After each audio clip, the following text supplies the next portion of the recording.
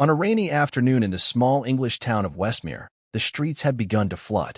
The heavy rain hadn't stopped for days, and the local river was rising dangerously close to the edge. People were told to stay indoors and avoid driving, but not everyone had the choice. Some still had to get home, get to work, or pick up their children. Among them was Thomas Blake, a quiet man in his mid-30s who worked as a car mechanic in a small garage on the edge of town. Thomas lived alone in a small flat above the garage. His life was simple and quiet. Every morning he opened the garage, fixed engines, smiled politely at his customers, and closed shop at 6. He had no family nearby and spent most evenings reading or walking the empty streets. People knew him as reliable and kind, but few knew his story. Years ago, Thomas had lost his younger sister in a tragic car accident. Since then, he avoided deep relationships, preferring a life of calm and routine. That day, Thomas was about to close the garage early when he saw a car drive past at full speed, heading toward the bridge by the river. He frowned. That part of town was already marked as dangerous due to flooding. Curiosity and concern made him grab his raincoat and step outside. He got in his old Land Rover and followed the car at a safe distance, the wipers barely able to clear the water from the windshield. When he reached the bridge, he saw something that made his heart race. A small black car had skidded off the road and was now half submerged in the floodwater. Inside, through the rain and mist, he could see a young girl, no more than 10 years old, pounding on the window, her face pale with fear. Water was rising fast, and the current around the car was strong. A woman, most likely the girl's mother, stood on the roadside, crying and shouting for help, unable to reach the car. Without thinking twice, Thomas pulled his truck to the side, threw open the door, and ran toward the water. The flood was stronger than he expected. It pushed and pulled at his legs as he stepped into it, but he didn't stop. His boots sank into the muddy ground. Cold water soaked through his clothes, but he kept moving forward, one step at a time, until he reached the car. The girl's face lit up when she saw him, but she was trapped. The doors wouldn't open from the outside. The window was stuck. Thomas took a metal bar from his tool belt and hit the window. Once, twice, 3 times. The glass finally broke, and cold water rushed inside the car. The girl screamed, but Thomas reached in and grabbed her arms. She clung to him, coughing and crying, and he pulled her out. Holding her tightly against his chest, he turned around to make his way back to the road. But the current was stronger now. The water was rising by the second, pushing against him like a living force. He struggled to stay on his feet. Every few steps, he nearly lost his balance. But then he saw the mother running toward them, arms outstretched, calling her daughter's name. That gave him strength. With one last effort, he reached the edge and handed the girl to her mother, who held her tightly and sobbed. Thomas collapsed on the road, coughing, shaking from the cold and the adrenaline. People had started to gather. Someone called an ambulance. The mother thanked Thomas over and over, but he barely heard her. He sat there on the wet road, soaked to the skin, his mind still in the water.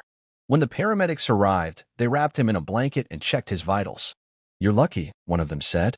"You saved her just in time. Another minute, and that car would have been gone." Thomas didn't feel like a hero. He was just glad the girl was safe. The mother gave him her phone number and name, Anna Holloway, and said she'd never forget what he did. He gave her a tired smile and nodded. "Anyone would have done it," he said quietly, though he knew that wasn't really true. Later that night, Thomas sat on the floor of his flat, wrapped in a dry towel, a cup of tea shaking in his hands. He couldn't stop thinking about the girl's face.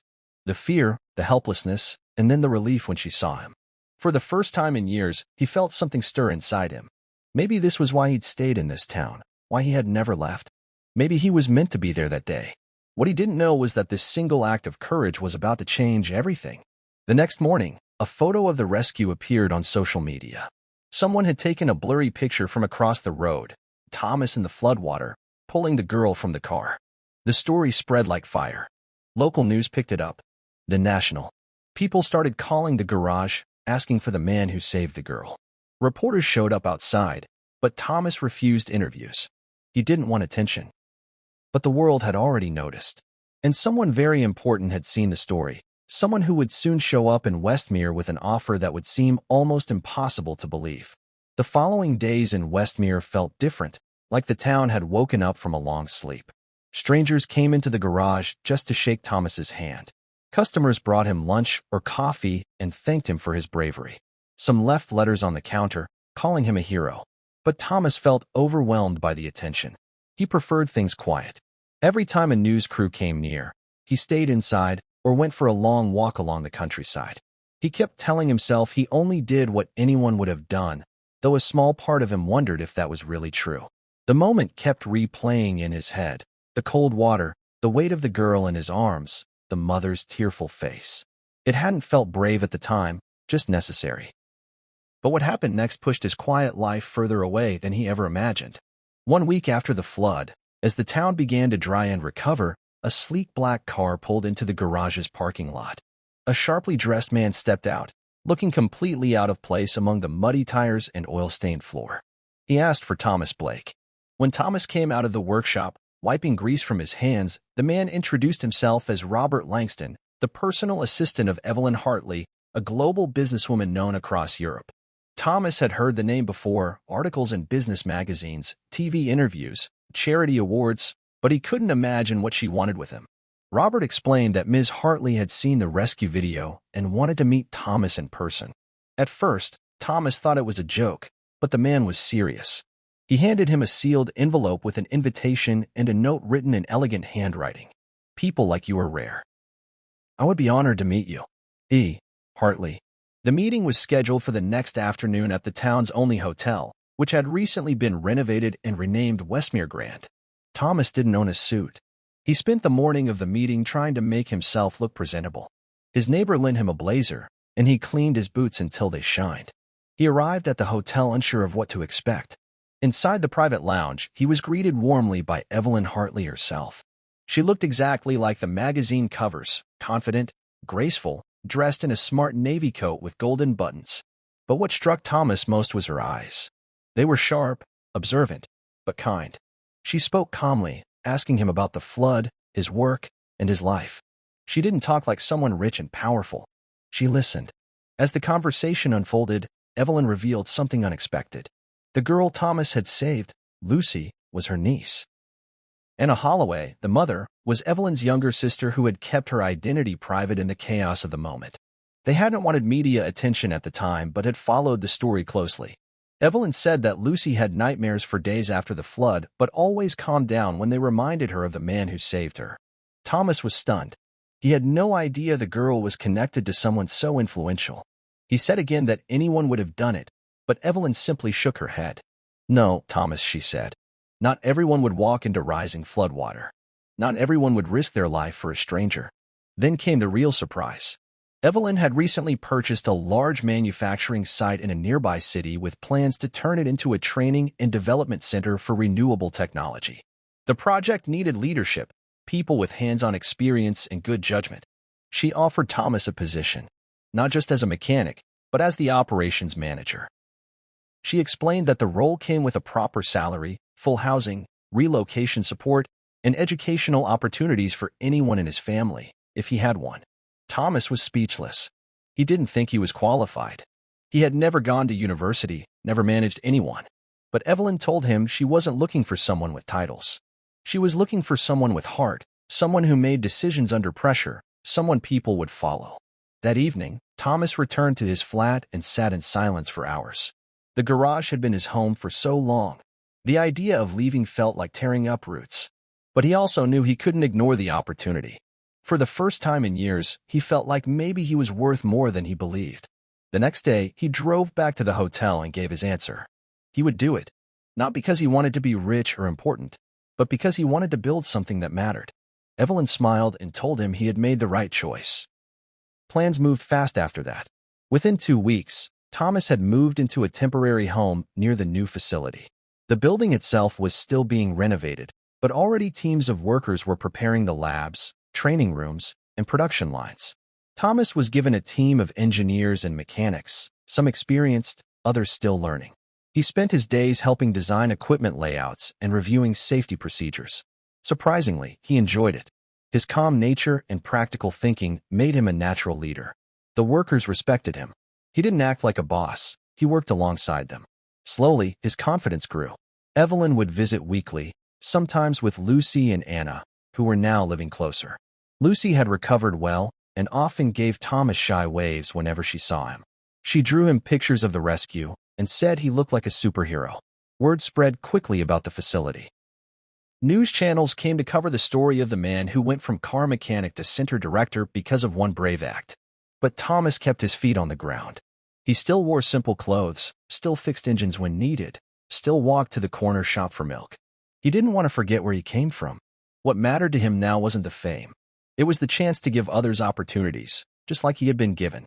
One rainy night, nearly a month after the flood, Thomas stood outside the facility, watching the lights from inside glow softly in the dark. He thought about the path his life had taken, from loneliness and routine to purpose and growth. He remembered Lucy's face in the car window, the weight of her small hands in his, the sound of the water around them. He realized that moment had broken something open inside him, not just fear, but also something deeper. It had made him feel alive again. He was no longer just surviving. He was building a new future, not only for himself, but for others too. Spring arrived quickly in Westmere, and with it came changes no one could have predicted. The new facility was fully functional, and Thomas was now officially its director. The training center, once just a set of drawings and empty halls, buzzed with energy. Young people from nearby towns came to learn mechanical trades, engineering principles, and renewable energy systems. Many of them had struggled to find direction before, but here they discovered purpose, thanks to the environment Thomas helped create. He spent his days walking the production floor, helping students, solving problems, and encouraging everyone to work not just with their hands, but with their hearts. He kept a photo of Lucy, smiling and healthy, on his desk, a reminder of the day everything changed. Meanwhile, his story continued to reach people far beyond the town. Journalists and filmmakers visited to document his journey. Social media pages called him the mechanic who became a hero. Thomas didn't like attention, but he understood now that the story wasn't just about him. It was about what courage could do, how one moment could lead to something far bigger than anyone imagined. He allowed a few interviews, but only if they also talked about the students, the team, and the work they were doing. For Thomas, that was what mattered most, the real progress. The community had also started to change. Businesses reopened. Families who had once moved away returned. A small cafe was built near the facility, often full of workers and students sharing meals and ideas. The garage where Thomas once worked became a free training space for young mechanics. He still visited it sometimes, checking in and helping fix old engines, just to keep his hands sharp and his memories close. One day, Evelyn Hartley invited him to speak at a national conference on leadership and innovation. At first, he refused, afraid he wouldn't know what to say in front of so many powerful people. But she reminded him that real leaders don't always have perfect words, they have honest stories. So Thomas stood on a grand stage in London, under bright lights, and told the audience about the flood, the rescue, and the unexpected journey that followed. He spoke in plain words, not business language. He talked about being scared, about not feeling special, and about how doing the right thing, even when it's hard, can open doors you never imagined. The room was quiet as he spoke, but when he finished, the applause was long and sincere. That day, he realized his voice had power, not because it was loud or polished, but because it came from truth. Back at the facility, life continued steadily. Thomas kept a close eye on the training programs and started developing new partnerships. International companies began reaching out, impressed by the success of the Westmere model. Soon, plans were in place to open similar centers in other parts of the country. Evelyn offered Thomas a position to lead those expansions, but he declined politely. He wanted to stay in Westmere, where it had all begun. However, he agreed to train the leaders who would run the new centers. He believed in passing forward what he had learned, not just the technical knowledge, but the values of kindness, resilience, and doing what's right. Lucy, now a year older, visited often with her mother. She had grown more confident and often helped around the center during school breaks. She looked up to Thomas, and he treated her like family. Sometimes they would sit in the garden outside the facility and talk about her dreams. She wanted to be an engineer, to design systems that could save lives. Thomas would listen and encourage her, proud that the girl he had once saved was now thinking of saving others. Anna, her mother, had also become a close friend. She helped manage one of the facility's education programs and was known for her warm and steady presence. Together, they formed a small but strong support circle that gave Thomas a sense of belonging he hadn't felt in years. One afternoon, as the center celebrated its one-year anniversary, the community gathered for a small festival. There were food stalls, music, and children running through the grass. A wall inside the main entrance had been set up to tell the story of the facility. Photos, news clippings, and handwritten notes from students lined the display. At the center of the wall was the now famous photo of Thomas in the floodwater, holding Lucy.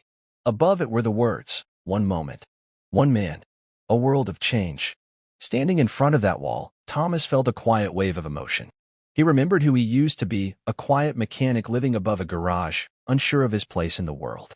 And now, he stood among people who saw him not just as a hero, but as a builder of futures.